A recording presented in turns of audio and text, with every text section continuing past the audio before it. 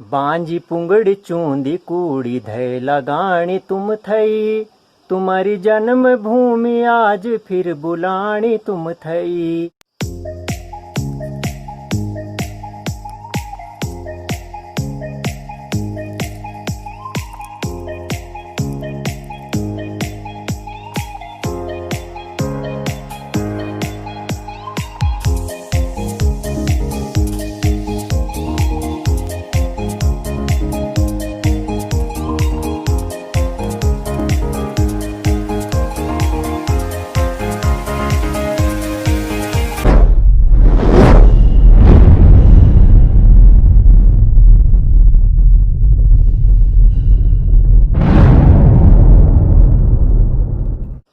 नमस्कार दोस्तों, देवभूमि उत्तराखंड से मैं अपने इस ब्लॉग में आप सभी का हार्दिक स्वागत और अभिनंदन करता हूं।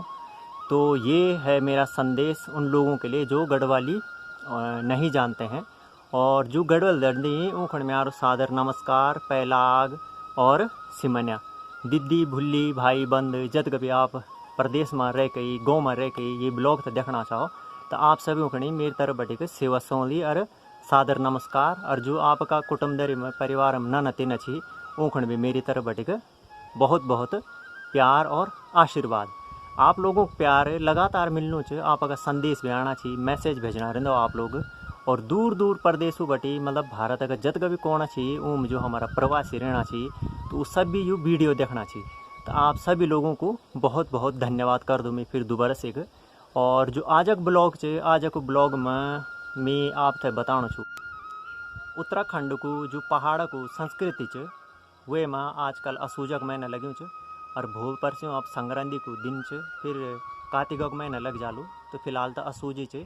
तो आजकल जो यख हमारे गए थे भट्ट रयास छी में होंगी तो ऊँ की कुटाई होनी च। तो आज जो च थाड़ में हमारा फैलया छी लोबिया तो मैं अभी आप थे दिखा दूँ तो ऊँ लोबियों थी आज कुटना को प्लान बण्यू च। और इतर जुग शाम वक्त तक लगभग 4:30 बजे च टाइम होने 4:30 तो ड्यूटी च आज लोबिया कुटने की। तो चलो आप भी देखो और जुड़ा ही पहाड़ की संस्कृति से। और ये बिल्कुल अगर मैं टीवी चैनलों भाषा में बात करूँ तो मैं बिल्कुल ग्राउंड जीरो बट बोनो छूँ जो वास्तविकता च हमारे जीवन की वही मैं आप थे दिखाणु छूँ। तो चलो आओ फिर थाड़ में लोबिया कुटना की। लोबिया बरसात के मौसम में उगने वाली एक दलहन फसल है और इसका उत्पादन उत्तराखंड के पर्वतीय भागों में विशेष रूप से किया जाता है। हिंदी में इसे लोबिया, संस्कृत में लोभ्या और अंग्रेजी भाषा में काउपी नाम से संबोधित किया जाता है। इसकी फलियां पतली, लंबी और हरी होती हैं और जब ये फलियां कच्ची होती हैं तो इनकी हरी सब्जी बहुत ही स्वादिष्ट रूप से बनाई जा सकती है। लोबिया की उन्नत किस्मों में RS9, C152, FS68 और JC10 शामिल हैं। धूप में कई दिनों तक सुखाने के बाद इसकी हरी फलियां हल्के भूरे रंग की हो जाती हैं और जब ये पूरी तरह से सूख चुकी होती हैं तो इनको डंडों के माध्यम से इनके दानों को अलग किया जाता है।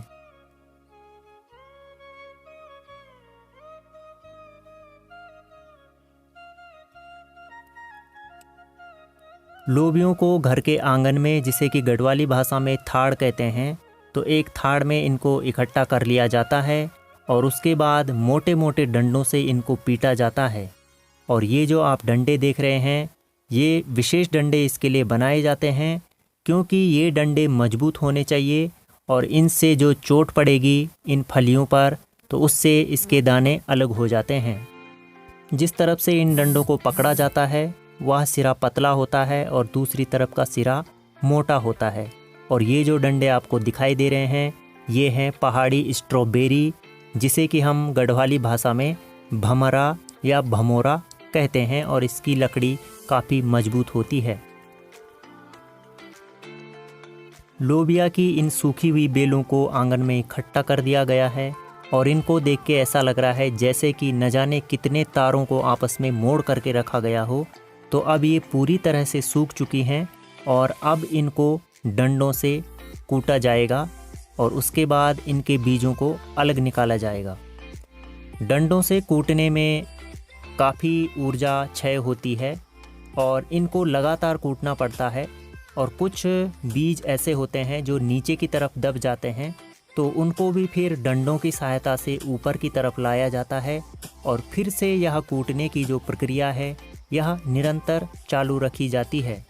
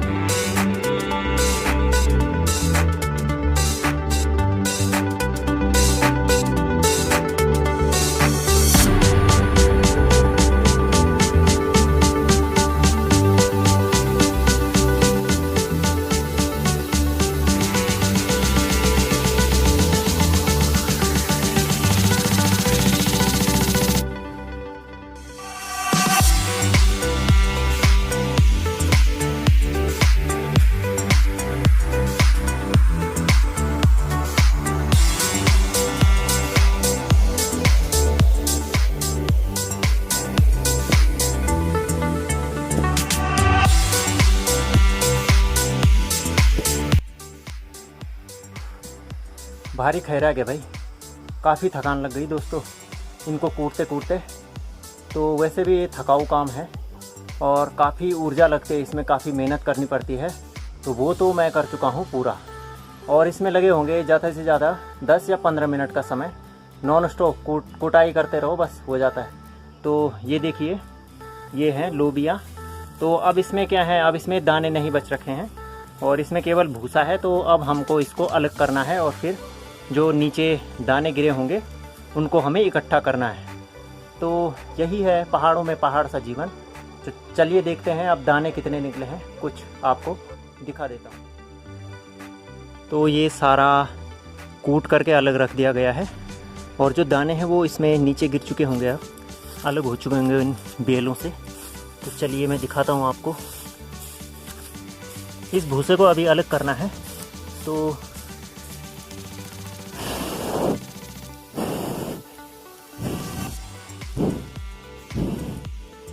तो ये है लोबिया, जिसे कि हम, तो ये है लोबिया। इन्हें हम पहाड़ी दालों में आती हैं ये सारी,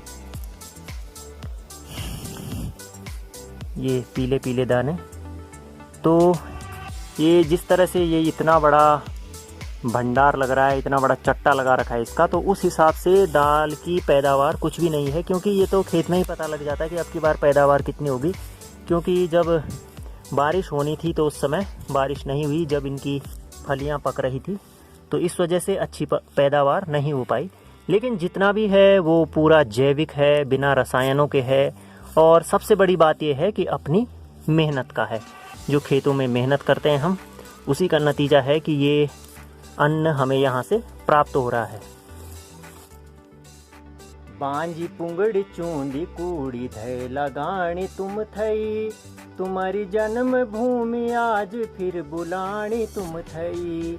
बांजी पुंगड़ी चूंदी कूड़ी धै लगानी तुम थई, तुम्हारी जन्म भूमि आज फिर बुलानी तुम थई। तो दगड़ियों यो गाना कह नीचे और अपड़ू लिखो गाना जी, अभी अद्धा लिखो छ और कभी पूरा लिख दू लो, तो फिर आप लोगों थे सुनो।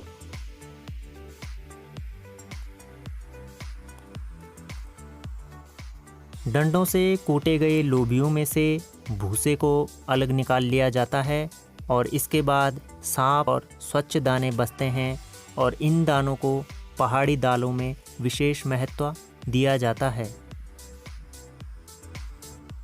तो दोस्तों, आपको यदि ये ब्लॉग अच्छा लगा होगा तो चैनल को ज़रूर सब्सक्राइब कीजिएगा और कमेंट में अपने कुछ सुझाव या इस ब्लॉग में कुछ कमियां या फिर कुछ आप और देखना चाहते हैं उत्तराखंड की संस्कृति से संबंधित, तो ज़रूर बताइएगा। मैं कोशिश करूंगा कि मैं उस तरह की ब्लॉग आपके लिए बना सकूं। तो आपके प्यार और आपके सहयोग के लिए आपका बहुत बहुत धन्यवाद। आप भी अपना बहुत बहुत ध्यान रखिएगा। जय उत्तराखंड, जय देवभूमि, जय हिंद।